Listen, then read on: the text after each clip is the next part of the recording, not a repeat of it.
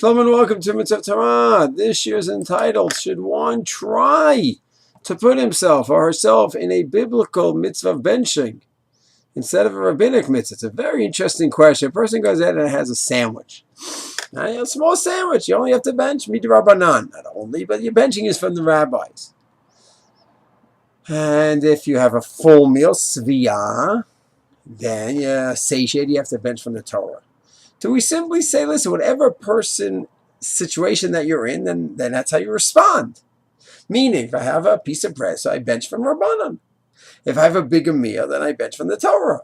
Should I try to put myself in a situation of having a benching from the Torah? Or no, if I have that situation come upon me naturally, fine.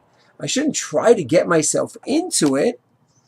So I haven't seen anyone that says that you should eat more. If you eat a little bit, so eat more. That could be a little tricky because in terms of diet and health, it's not always so simple. That's the best thing to do health-wise. But there is another indication. In Kuf Tzadi Zayin and Orach Chaim, the Ramah says, in order to be chayiv, obligated and benching from the Torah, according to all the opinions, if you're thirsty, you need to quench that thirst. And he says, therefore, if you are going to be benching for everyone, and in the old days, when they one did the zim, when he benched the whole thing, I let everyone listen, and word for word, he was fulfilled the mitzvah, just like we do for Kiddush. That's what they did for the whole benching. So if you're going to fulfill someone else's obligation, and someone else had a biblical meal, the right to meal, it would be best for you also to have a biblical meal.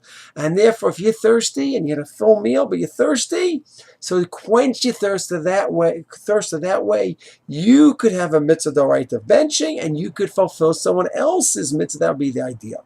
If you can't do that, and you're the one who needs to bench, it could still work as an arivut. All Jews can help each other out, but it's ideal. Okay, but that doesn't teach us that we should go ahead and try to put ourselves in a biblical mitzvah benching. That's just in that specific case where you're fulfilling someone else's obligation. Yet in Kuf Ayin Dalit, the Mishnah Berurah says, he quotes Mordechai Shita, and he says that if you don't drink, according to Mordechai, you're not chayiv from the Torah, you're only chayiv from the Rabbanan in benching. Therefore, he said, it would be a good thing if you have a cup of drink, of water, wine, whatever the staple drink was, to drink it before you bench. So that way you quench your thirst and you chaya, and then your mitzvah of benching is a biblical mitzvah. And he says that's a good thing to do. And let's say that's the only cup you have of wine.